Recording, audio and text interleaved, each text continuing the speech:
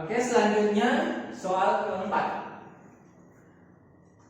Soal keempat ini berhubungan dengan penyetaraan reaksi redoks. Reaksinya I2O5 ditambah CO menjadi I2 ditambah CO2. Sekarang ditanya, dalam persamaan reaksi yang setara, jadi kita harus setarai dulu, perbandingan koefisien I2O5 dengan CO-nya berapa? Jadi ditanya perbandingan koefisien I2O5 dengan CO-nya. Jadi terlebih dahulu kita tentuin mana yang mengalami oksidasi, mana yang mengalami reduksi. Kita bikin lagi reaksinya. I2O5 ditambah CO jadi I2 tambah CO2. Tentuin bilog masing-masing dan mereka. I2O5 O-nya itu min 2. Kamunya O itu min 2 dalam oksida. Berarti I-nya plus 5. CO O-nya min 2 karena dia masuk oksida. Berarti C-nya plus 2. I2 karena dia unsur bebas, maka bilognya itu 0. Sekarang CO2 karena bentuknya masih oksida, dia jadi O-nya itu min 2, C-nya itu plus 4. Dari sini kita tahu mana oksidasi, mana yang mengalami reduksi. I dari plus 5 ke 0 berarti I-nya mengalami reduksi. Penurunan gram oksidasi berarti mengalami reduksi. Sedangkan C dari plus 2 ke plus 4 berarti C-nya mengalami oksidasi. Nah, sekarang kita pisahin, kita ngerjainnya menggunakan metode setengah reaksi. Kalau nggak dikasih tahu suasananya, berarti itu dikerjakan dalam suasana asam. Berarti kita bisa reaksi yang paling enak dulu berarti sama aja. Berarti oksidasi. Reaksi oksidasi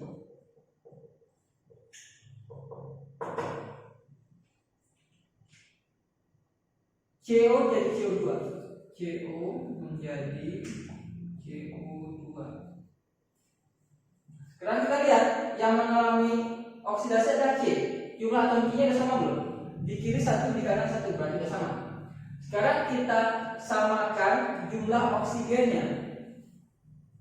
Oksigen disamakan dengan menambahkan H2O.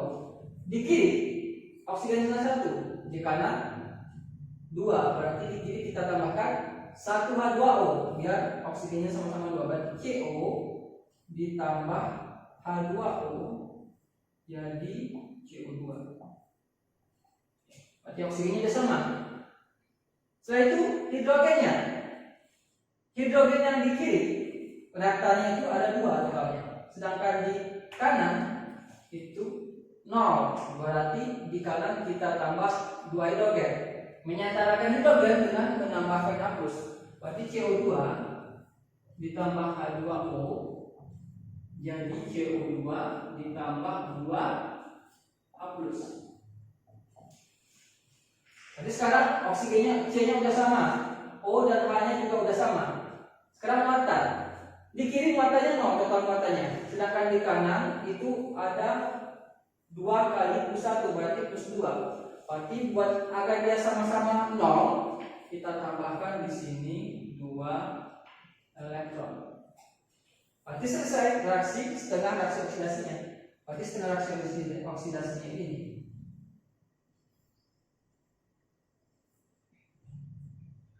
Sekarang reaksi reduksinya. Reduksi.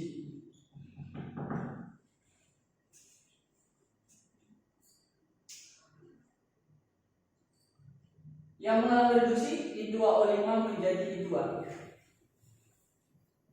I2O5 jadi I2. Kita lihat jumlah atom yang mengalami reduksinya udah sama belum? Berarti I-nya. I-nya di kiri ada 2, di kanan juga ada 2. Berarti sudah sama. Habis itu kita samain jumlah oksigen. Di kiri ada 5 oksigen, di kanan ada 0 jumlah oksigennya. Berarti di kanan kita tambah 5H2O. I2O5 jadi I2 ditambah 5H2O. Jadi atau bisa mau udah sama, yang belum hanya tambahkan H plus pada yang kekurangannya. Berarti di kiri 0, di kanan ada 10H plus. Berarti di kiri kita tambah 10H plus. Jadi I2 ditambah 5H2O. Berarti udah sama sekarang jumlah H, I, dan O-nya. Sekarang muatan. Di kiri muatan totalnya itu ada 10 kali plus 1 berarti plus 10, sedangkan di kanan 0. Berarti kita samakan jadi 0. I2O5 ditambah 10H plus. Kita samakan muatan dengan mendapatkan elektron. Berarti di sini tambah 10 elektron. Jadi I2 tambah 5H2O. Ini reaksi setengah reaksi reduksinya.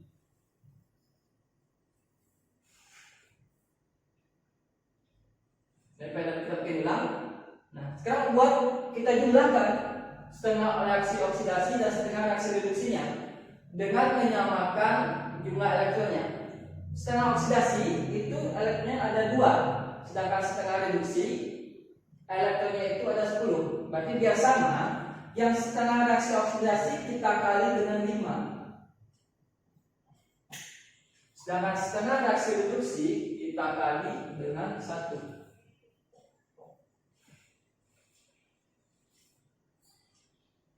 Lalu kita bikin ulang. CO kali 5 berarti 5 CO2 ditambah H2O kali 5 5H2O. Jadi CO2 kali 5 5CO2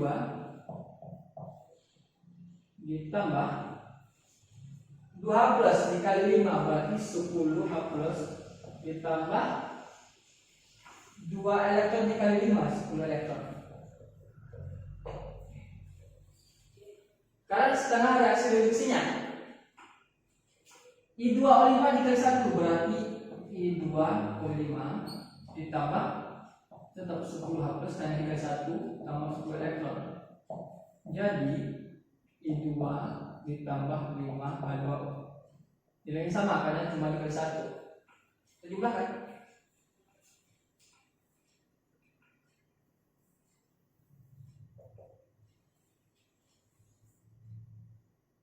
Yang sama kita coret. Elektronnya di kiri ada 10, di kanan juga ada 10, berarti dicoret.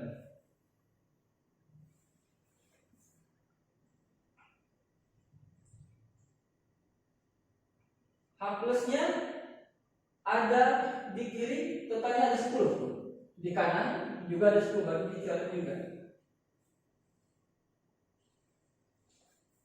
Sekarang apalagi sama air. Di kiri reaksi itu ada 5 air, 5H2O. Di kanan juga ada 5, berarti sama-sama habis, sama-sama dikurang 5. Jadi totalnya jadi I2O5 ditambah 5CO2 jadi 5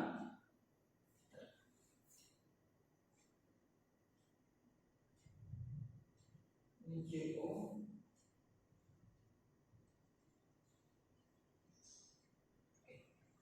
ini CO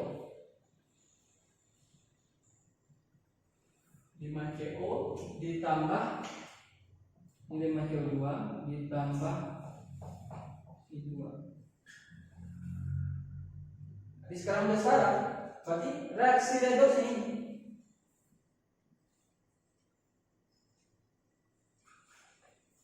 Berarti itu reaksi redoksnya. Sekarang ditanya perbandingan koefisien I2O5 dengan CO. I2O5 koefisiennya 1, sedangkan koefisien CO 5, jadi 1 dibanding 5 hasilnya. Oke, berarti selesai. Berarti jawabannya 1 dibanding 5. Oke, sekarang soal yang kelima. Ke dalam 200 ml larutan HCN, HCN berarti itu asam lemak, asam cyanida, yang konsentrasinya 0,1 molar dengan Ka dari asam cyanida tersebut 10⁻10. Ditambahkan 1,12 gram kalium hidroksida. Larutan yang dihasilkan memiliki pH berapa? Jadi kita larutannya dicampur, terus pH-nya setelah reaksi berapa? Kalau dikasih asam dan basa, kita bikin reaksinya dulu. Sebelum bikin reaksi, kita cari dulu berapa mol asam cyanidanya dan berapa mol kalium hidroksidanya. Yang pertama kita cari mol jumlah zat, jumlah mol dari HCl. Berarti kalian diketahui volume dan konsentrasi, berarti rumusnya mol HCl sama dengan M dikali V. Konsentrasinya 0,1. Volumenya kita ganti langsung ke dalam liter, berarti 200 ml itu 0,2 liter. Berarti hasilnya 0,02 mol. Jadi kalau liter langsung mol hasilnya, kalau liter itu milimol.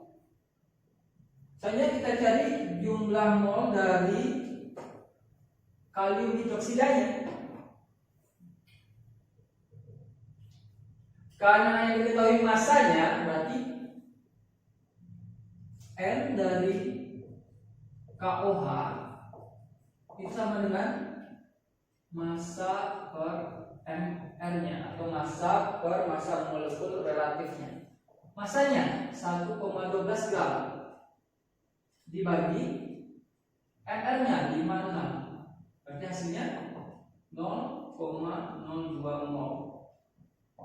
Berarti kita udah dapat jumlah mol dari asam cyanida dengan kalsium hidroksidanya. Kita bikin reaksinya. HCN ditambah KOH itu jadi KCN, kalium cyanida ditambah air. Bikin mula-mula yang bereaksi dan bersisa. Jumlah asam cyanida mula-mula 0,02 mol. Ini 0,02 mol. Kalsium hidroksida mula-mulanya sama 0,02 mol. Sekarang yang habis bereaksi, karena koefisiennya sama-sama 1 dan jumlah molnya sama, berarti mereka sama-sama habis. Berarti ini yang bereaksi 0,02. Ini juga 0,02. Berarti garam kalium cyanida yang dihasilkan itu juga 0,02 karena koefisiennya sama-sama 1. Air juga 0,02. Sisanya berapa? Mula-mula hasil 0,02 mol, yang bereaksi 0,02 mol, berarti habis. KOH-nya juga sama-sama habis. Berarti kalium cyanida yang dihasilkan 0,02 mol. Airnya juga begitu 0,02 mol. Nah, sekarang di akhir reaksi terdapat garam. Kita cek garamnya berasal dari asam lemak dan basa kuat. Berarti garamnya mengalami hidrolisis sebahagian. Karena mengalami hidrolisis sebagian dan garamnya berasal dari basa kuat dan asam lemak, berarti sifat garamnya itu adalah basa. Kita lihat dulu konsentrasi dari garamnya. Konsentrasi dari KCN, kalium cyanida, sama dengan mol, jumlah molnya per volume. Karena dia campuran, berarti itu volume total.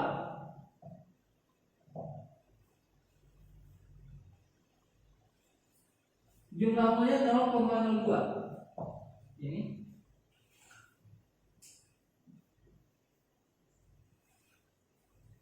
volumenya, volume totalnya, karena yang bentuk larutan cuma asam cyanida yaitu 200 ml, maka volume totalnya itu cuma berasal dari asam cyanidanya aja. Berarti volumenya 200 ml. Kita ganti ke liter, berarti itu 0,2 liter. Ini mol. Berarti hasilnya 0,1 m. Berarti konsentrasi garamnya, garam kalium cyanidanya itu 0,1 m.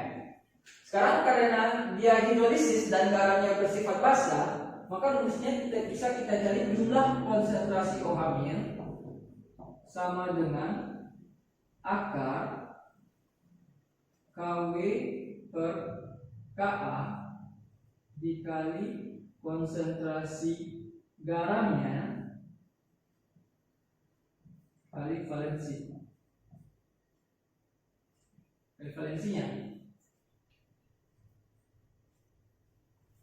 Sama dengan akar KW pasti sama 10 pangkat min 14 dibagi Ka-nya, Ka dari asam cyanida 10 pangkat min 10.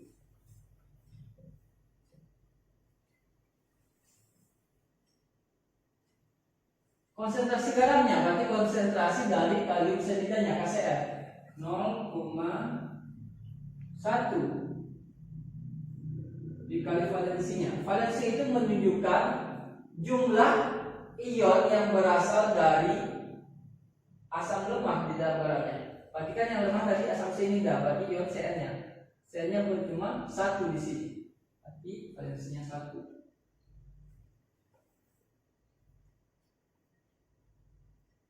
Jadi hasilnya akar 10 0,1 dan 10 pangkat 1 10 pangkat min 15 menjadi 10 pangkat min 5, atau kita akan di 10 pangkat min 2,5 berarti 10 pangkat min 2,5. Oke. Sekarang berarti konsentrasi OH-nya itu 10 pangkat min 2,5. Berarti POH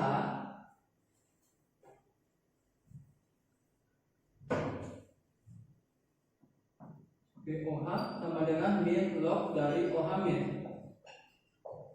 Di min log dari 10 pangkat min 2,5 berarti 2,5. Berarti itu POH-nya. pH-nya, pH ditambah POH itu sama dengan 14. Berarti pH-nya 14 per 2,55 berarti 11,5. Berarti ini pH-nya. pH-nya 11,5. Nah, berarti itu hasilnya 11,5 pH-nya. Oke, selanjutnya soal ke-6. Ini berhubungan dengan materi kelas 12 yang terakhir ya. Kimia organik. Kita disuruh nyari mana yang benar, pernyataan yang benar dari keempatnya. Pertanyaannya, pernyataan yang benar untuk salah satu isomer C3H6O adalah. Nah, kita harus tahu dulu C3H6O itu masuk golongan senyawa apa? C3H6O berarti rumusnya umumnya jadi CnH2nO. Jadi begitu. Senyawa organik yang rumus umumnya CnH2nO itu berarti ada dua. Yang pertama itu aldehid atau alkanal,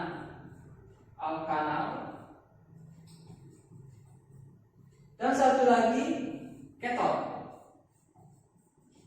atau alkanol. Jadi intinya aldehid atau keton itu aja senyawanya. Yang pertama salah satu namanya dari senyawa tadi adalah propanol. Jadi kita bikin isomernya dulu. Nomor 1 itu kita bikin semua isomer yang mungkin dari C3H6 dan O. Berarti itu antara aldehid dan keton. Kita bikin dua-duanya. Kita bikin aldehidnya dulu, yang rumus molekulnya C3H6O. Berarti CH3, CH2, COH. Ini aldehidnya. Bisa yang lain? Enggak ya? Berarti cuma satu ini aja jenis aldehid. Berarti ketonnya lagi. Ketonnya bisa kita bikin CH3, CO, CH3. Berarti nggak ada lagi keton yang bisa dibikin dari C3H6O. Nah, sekarang ini namanya C3H2CO. Berarti C-nya ada 3. Propana. Kalau di aldehid berarti jadi propanal atau propanaldehid. Ini propanal atau propanaldehid.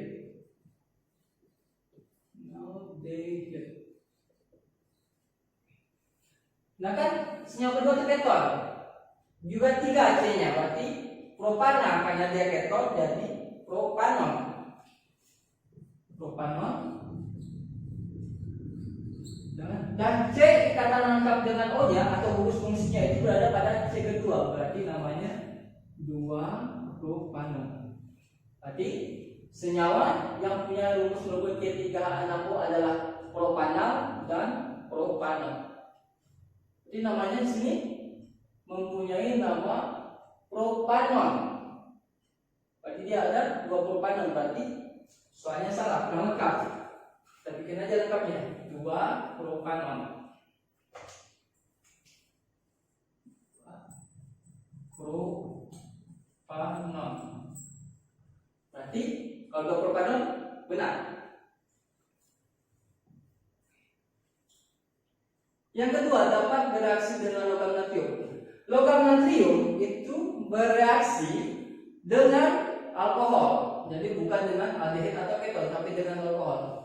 Berarti yang nomor 2 itu salah. Logam natrium bereaksi dengan alkohol. Nomor 3, memiliki gugus fungsi karbonil. Iya benar. Gugus CO ini dan CO di sini. Berarti gugus CO di aldehid dan keton itu disebut gugus karbonil. Jadi pernyataan nomor 3 benar, gugus karbonil.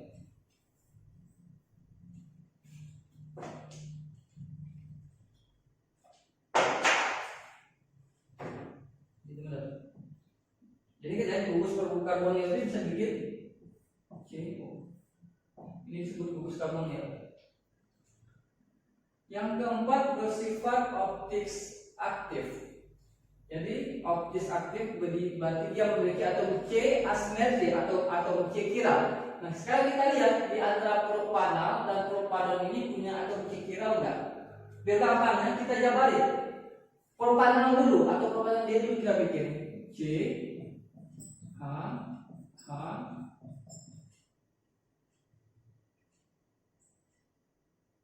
CH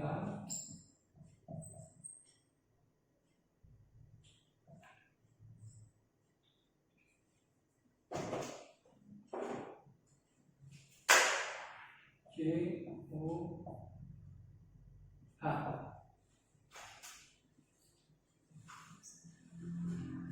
Jadi ini yang propanal. Kita lihat kalau atom C asimetri berarti atau atom C chiral dia punya atom C-nya mengikat 4 gugus yang berbeda. Kita lihat atom C yang pertama di sini. C karbonilnya. Nah, C yang berikatan lengkap itu pasti bukan C chiral atau C asimetris. Berarti yang ini bukan C chiral. C yang kedua. C yang keduanya mengikat 2 gugus yang sama, yaitu hidrogen di atas yang lain di bawah. Berarti dia juga bukan atom C asimetris atau chiral. Yang C ketiga, dia mengikat 3 gugus hidrogen, 3 gugus atom H yang sama. Berarti karena 3 atom H, mengikat tiga atom yang sama, berarti dia bukan atom C asimetris juga. Karena tidak memiliki atom C asimetris atau chiral, berarti dia bukan tidak memiliki sifat optis aktif. Yang ini enggak, berarti tidak memiliki sifat optis aktif karena tidak memiliki atom C asimetris atau atom C chiral. Sekarang kita uji dengan propanol. Kita bikin dulu strukturnya. C H H C.